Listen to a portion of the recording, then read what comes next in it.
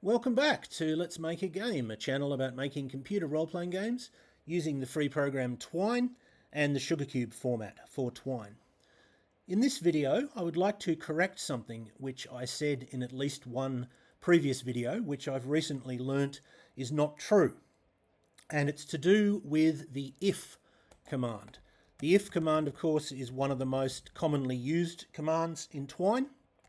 We have an if.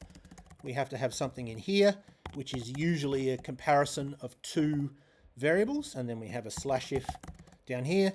And if whatever is over here is evaluated as true, then the program will execute whatever code is between the if and the slash if. Normally, this bit that we're evaluating involves two variables or values or sets of variables being compared. So in this case, it's asking, is y greater than z? However, we can just use one variable. We can have if $x, and as long as we have the slash if and the greater thans and less thans, etc., in the correct places, then that is perfectly valid code, and it will look at this, and if necessary, it will execute whatever's in there. So if we've got a single variable like that, when will that execute? Well, there are three broad possibilities for x. We could have a value of 0 in x. We could have a value other than 0. Or we could have not defined any value. This could be the first mention of x in the program. We've never said set x equal to something. And the way if $x works is it will evaluate this as true and therefore execute whatever's within the if and the slash if x has a non-zero value. In other words, if x is undefined or x has a value of 0, it will evaluate this as false and it will skip this code. So if I was to say set x equal to 0, and then later on I was to have this if x, that would evaluate as false and it wouldn't execute the code. If I said set x equal to 5, and then later on I had this if x, it would execute. If I didn't have anything, it wouldn't execute. And I might do something like this for some reason, and then it would execute. If this random command gave x a value of 0, then it wouldn't execute. This if wouldn't execute, and if this random command gave x a value of 1, then this if x would execute. So the first row of this table that I've written up here just sums up what I've just said. It has undefined 0 value, non-zero value, and if on this side, if the variable in question is undefined, it evaluates as false. If it has a 0 value, it evaluates as false. If it has a non-zero value, it evaluates as true. Now that might raise a question in your mind, which is, well, what if I want, instead of false, false, true, what if I want false, true, true? In other words, I want to check whether I've given x any value, including 0.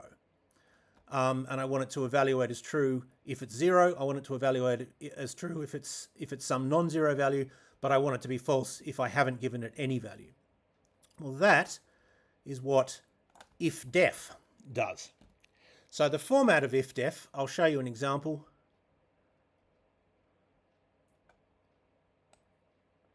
It looks like this. It's if space def. I assume that def stands for defined. Bracket, so unlike with if x, we have to have the variable in brackets. If def bracket $x end bracket.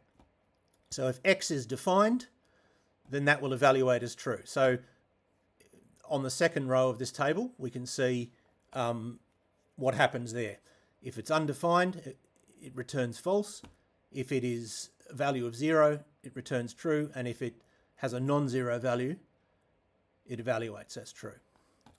And the use of that, of course, is to see if we've given this particular variable a value yet. And if it's easier to look at it from the other side, if it's easier to say, well, have we not given it a value, we have if ndef. And if ndef will evaluate exactly opposite to if def. So instead of false, true, true, it is true, false, false. It will evaluate as true if the variable in question is undefined, and it will evaluate as false if it has either a 0 value or a non-zero value. And like if def, you have to put the variable that you're asking about in brackets.